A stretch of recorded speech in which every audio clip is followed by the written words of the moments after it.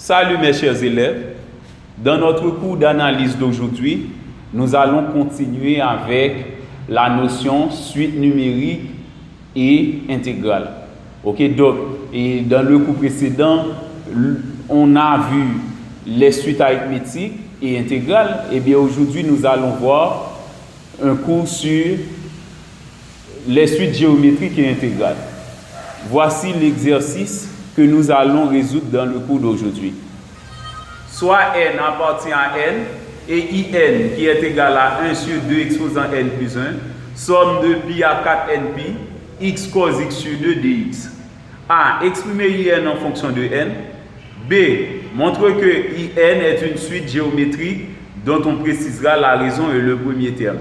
C. Calculer en fonction de n la somme Sn égale à I0 plus I1 plus point de suspension plus IN. Ensuite, déduire de ces informations la somme S de 9 qui est égale à I0 plus I1 jusqu'à plus I9. Ok, donc c'est ce que nous allons résoudre dans le cours d'aujourd'hui. Ok, donc je vous demande de bien vouloir vous abonner à mon channel YouTube si vous n'êtes pas encore abonné. Si vous n'y êtes pas encore abonné, et de plus d'aimer la vidéo si vous avez trouvé intéressant, ok, les explications que je vous donne et les idées qui dégagent dans ce cours d'aujourd'hui. Ok, donc maintenant nous allons passer à la résolution de l'exercice. Donc d'abord je dresse les données. N est antinaturel. Ici il n'y a pas de restriction. Pour tout entier naturel n, on a I de n est égal à 1 sur 2 exposant n plus 1, somme de pi à 4npi, x cos x sur 2 dx. Ok, donc normalement, pour traiter la première partie, qui est la partie A, c'est d'exprimer in en fonction de n. L'objectif, c'est de résoudre l'intégrale. Ok, c'est ce qui va nous permettre de trouver in en fonction de n.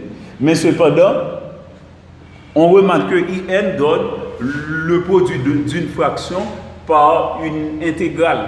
Et bien par conséquent, je laisse la fraction, j'appelle particulièrement l'intégrale, je l'appelle A. J'écris soit A, somme de pi à 4npi, x, cos x sur 2 dx. Maintenant, nous avons appris lorsqu'on a le produit d'un monôme par une fonction cos, pour calculer l'intégrale d'un produit d'une fonction qui est le produit d'un monôme par une fonction cosinus, il faut intégrer par partie en posant u égale égale au polynôme. Il faut poser u égale au polynôme et dévier l'autre partie.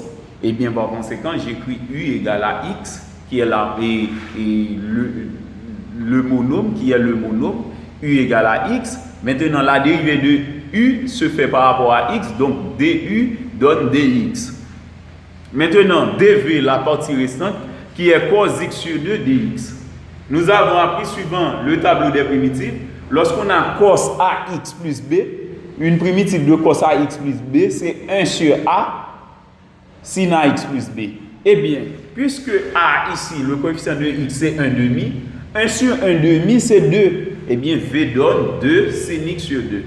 Ok, on connaît U, on connaît V. Maintenant, suivant la formule de l'intégration par partie, il faut prendre U par V, compris entre A et B, moins somme de A à B, V du. Eh bien, on remplace UV, DU par leurs valeurs respectives, ainsi que A et B. Eh bien, par conséquent, on trouve, en remplaçant U par X, V par 2 fois sin x sur 2, A par pi, B par 4npi, V par 2 sin x sur 2 et du par dx. Ça nous donne 2x sin x sur 2 compris entre pi et 4npi moins 2 intégrale de pi à 4npi sin x sur 2 dx.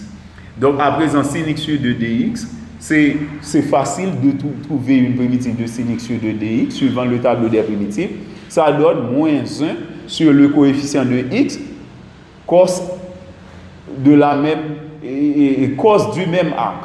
Ok, donc l'arc c'est x sur 2. Donc le coefficient de x qui est a c'est 1 demi. Donc, la formule nous dit c'est moins 1 sur A. Donc, ça donne moins 2 cos X sur 2. Et bien, voilà. L'autre partie reste telle qu'elle était. Et bien, ça donne la partie restante, moins 2. OK, puisqu'on avait déjà moins 2 ici, par moins 2 cos X sur 2, qui est une primitive de sin X sur 2. Compris entre pi et 4npi. Maintenant, puisqu'on a les mêmes bornes dans chaque cas, eh bien, je mets ça comme étant une seule primitive. Je mets 2x sin x sur 2 plus 4, moins 2 par moins 2, plus 4 cos x sur 2, compris entre pi et 4npi. Ok, maintenant, nous allons prendre d'une part l'image de 4npi par la primitive, moins l'image de pi par la primitive. Eh bien, voilà, je remplace d'une part x par 4npi, ok, comme vous pouvez le remarquer, moins, d'autre part, x par pi. Ok. Maintenant, je fais la simplification. 2 par 4npi, ça donne 8npi. Sin 4npi sur 2, ça donne sin 2pi. Plus 4npi sur 2, ça donne plus 4 cos 2npi. Moins sin 2pi par sin pi sur 2, suivant le tableau qui résume les images des acromatables par les fonctions séculaires usuelles. Sin pi sur 2 donne 1. Je remplace sin pi sur 2 par 1. Et cos pi sur 2 donne 0. Donc c'est pourquoi on a 2 pi par 1 plus 4 par 0. Ok, on continue. A donne, c'est 8npi par sin 2npi. Sin 2npi, donc pour tout entier naturel n, 2npi, 2n donne toujours un nombre pair. Et pair de pi donne 0. Ok, donc c'est pourquoi sin 2npi donne toujours 0. Parce que sin 0 donne toujours 0. Puisque sin 0 donne toujours 0, et bien sin 2npi, puisque 2npi c'est pair de pi qui donne 0, donc sin 0 donne 0. Donc on peut remplacer sans perdre de temps sin 2npi par 0. Ok, c'est pourquoi l'on a 8npi par 0 dans cette partie. Maintenant, pour cette partie, c'est cos 2npi par 4. Et bien, cos 2npi, c'est encore pair de pi. Pair de pi en cosinus, c'est encore 0. Pair de pi. Parce que 2npi, c'est un nombre pair. Pair de pi donne 0, alors que cos 0, suivant le tableau, donne 1. Eh bien, je peux remplacer 4 cos 2npi par 4 par 1. OK? Pair de pi, c'est 0 dans tous les deux cas. Sin 0 donne 0, cos 0 donne 1. C'est pourquoi on a 0 dans cette partie, 1 dans cette partie. Moins 2pi par 1 qui donne 2pi, 4 par 0 donne 0. Puisque 0 est neutre pour l'addition, eh bien il me reste seulement 2pi. On a moins 2pi.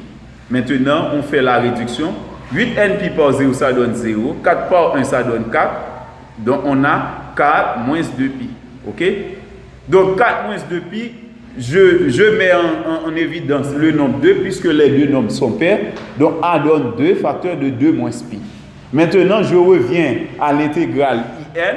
Eh bien, je remplace l'intégrale que je viens d'appeler A, je la remplace par sa valeur.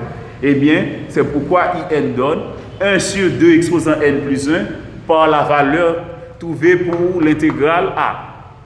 Maintenant, je simplifie par 2. 2 exposant n plus 1 au déno, 2 au numé. En simplifiant par 2, il va nous rester 2 exposant n tout simplement. Donc, on a 2 moins pi par 1 qui donne 2 moins pi sur 2 exposant n. Donc, c'est la valeur de l'intégrale IN. OK? L'intégrale IN, c'est aussi une suite. OK? C'est une suite. Maintenant, dans la deuxième partie de l'exercice, on demande de montrer que IN est une suite géométrique dont on précisera la raison et le premier terme. Donc, dire qu'une suite est géométrique, c'est montrer que pour tout entier n appartenant au domaine de définition de la suite, qu'on va toujours avoir un réel unique Q et non nul, tel que le rapport IN plus 1 sur IN soit égal à ce nombre réel unique Q. Ok, voilà, j'écris. Pour tout n appartenant à n, quel que soit n appartenant à n, on va toujours avoir un seul réel Q non nul, c'est-à-dire il existe un seul Q appartenant à R star, tel que I de n plus 1 sur IN soit égal à Q. Ok? Et bien maintenant, on commence par calculer le rapport I de n plus 1 sur IN. Donc, on avait déjà IN. Pour calculer IN plus 1, il faut remplacer n par n plus 1. Et bien, par conséquent, I de n plus 1 sur IN, c'est 2 moins pi sur 2 exposant n plus 1 à la place de IN plus 1 sur IN qui était déjà 2 moins pi sur 2 exposant n. Maintenant, on a le rapport de deux fractions. Pour diviser deux fractions, là, c'est simple. Il suffit de prendre la première fraction multipliée par l'inverse de la deuxième. Je prends la première fraction. Maintenant, l'inverse de la deuxième fraction, c'est 2 exposant n sur 2 moins pi. Et bien voilà, je simplifie. 2 moins pi est donc divisé par 2 moins pi, ça nous donne 1. Et 2 exposant n sur 2 exposant n plus 1, je simplifie par 2 exposant n. Ok, donc, normalement, 2 exposant n plus 1 représente 2 par 2 exposant n. Eh bien, si je simplifie par 2 exposant n, je vais avoir 2 uniquement au numé et au déno. Je vais avoir 2 uniquement au déno et tous les éléments du numérateur, ok, sont donc simplifiés. Et bien, par conséquent, au numérateur, il nous reste 1, tandis qu'au déno, il nous reste 2. Parce qu'en divisant 2 exposant n par 2 exposant n plus 1, il va nous rester 2. Parce que 2 exposant n plus 1 n'est autre que 2 exposant n par 2. Donc, on simplifie par 2 exposant n, il nous reste 2 au déno. Eh bien, le rapport I de n plus 1 sur I de n donne 1 demi. Eh bien, la raison Q existe et est unique. Et par conséquent, nous pouvons en conclure que la suite UN est une suite géométrique de raison Q égale à 1 demi. Et dont le premier terme est I0. Pourquoi c'est I0? Parce qu'on avait donné l'entier n comme entier naturel. Et le premier élément de n dans l'autre croissance, c'est 0. Eh bien, puisqu'on n'a fait aucune restriction sur n, eh bien, le premier terme de la suite IN, c'est sans doute I0. Eh bien, je remplace n par 0. Ça donne 2 moins pi sur 2 exposant 0. 2 exposant 0 donne 1. Eh bien, par conséquent, I0 donne 2 moins pi. Maintenant, pour la troisième partie, c'est la partie finale. On demande de calculer en fonction de n la somme I de n égale à I0 S de n. Calculer en fonction de n, la somme S de n est égale à I0 plus I1 plus point de suspension IN. Sn égale à I0 plus I1 plus point de suspension IN. Ensuite, déduire la somme S de 9. D'abord, je vais commencer avec Sn de façon générale. S de n, c'est puisque la suite IN était une suite géométrique, et nous avons appris pour calculer la somme des termes d'une suite géométrique, il suffit de prendre le premier terme qui se multiplie par 1 moins Q exposant le nombre de termes sur 1 moins Q à nouveau. Eh bien, ce qu'on fait, on met la formule, c'est le premier terme qui est I0, facteur de 1 moins Q exposant le nombre de termes, plus le nombre de termes en général sur 1 moins Q. Ok, donc ici, de 0 à n, le nombre de termes, c'est sans doute n plus 1. Parce qu'on parle de 0 à n, eh bien, on va avoir n plus 1 terme. Eh bien, le nombre de termes, c'est n plus 1. Ok, sur 1 moins Q. Maintenant, on remplace I0, Q, par leur valeur, et I0 et Q par leur valeur respective. Donc, on a 2 moins pi, facteur de 1 moins 1 demi exposant n plus 1 sur 1 moins 1 demi. 1 moins 1 demi donne sans doute 1 demi. Parce qu'on doit retrancher 1 demi dans l'unité. Donc, lorsqu'on enlève la moitié dans l'unité, il nous reste encore la moitié. Et bien, par conséquent, le déno donne 1 demi. Et maintenant, divisé par 1 demi, c'est multiplié par 2. Ok? Ou encore, en renversant, on va avoir 2 sur 1 qui donne 2. Et bien, c'est pourquoi Sn donne 2 par 2 moins pi, facteur de 1 moins 1 demi exposant n plus 1. On pourrait écrire ça plus simplement en développant 1 demi exposant n plus 1. Mais ici, ce n'est pas nécessaire. Ok, donc, lorsqu'on vous demande de montrer que Sn donne, donc, normalement, on va devoir calculer Sn jusqu'à l'obtention de la démonstration. OK? Jusqu'à l'obtention de ce qu'on donne dans les données de l'énoncé. Mais ici, si on calcule Sn, on pourrait s'arrêter de n'importe quel endroit. Il suffit de bien comprendre ou de bien écrire les démarches. OK? Maintenant, on demande d'en déduire la somme S de 9 qui est égale à I0 plus I1 plus point de suspension I9. Eh bien, ce qu'on fait, puisqu'on a déjà Sn, ok, In c'est le dernier terme, eh bien, si le dernier terme c'est I9, eh bien, on doit calculer S de 9. Lorsque le dernier terme était In, la somme était S9. Et lorsque le dernier terme était In, la somme était Sn. Ce n'était pas Sn plus 1. Ok? Et bien par conséquent, lorsque le dernier terme est I9, et bien la somme est S9. Et bien c'est pourquoi je calcule S9 en remplaçant N par 9. Ok? Donc c'est ça une déduction. Ok? En utilisant les démarches précédentes. Et bien voilà, je remplace N par 9, ça donne 1 demi exposant 10. Maintenant on développe 1 demi exposant 10. C'est 1 exposant 10 qui donne 1 sur 2 exposant 10. 1 exposant 10 sur 2 exposant 10. Maintenant, on fait le dénot commun. Les autres parties restent telles qu'elles étaient. Le dénot commun, c'est 2 exposant 10. Donc, 2 exposant 10 est donc multiplié par 1. Et ensuite, on retranche 1 dans 2 exposant 10. Donc, c'est 2 exposant 10 moins 1 sur 2 exposant 10 qui se multiplie par 2 facteur de 2 moins pi. Maintenant, je simplifie par 2. Puisqu'il y a 2 ici, il y a 2 exposant 10 ici, je simplifie par 2. Il nous reste 2 moins pi sur 2 exposant 9. Et maintenant, 2 exposant 10 moins 1, 2 exposant 10, ça donne 1024.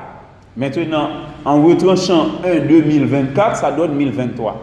Donc, S de 9 donne 1023 facteur de 2 moins pi sur 512.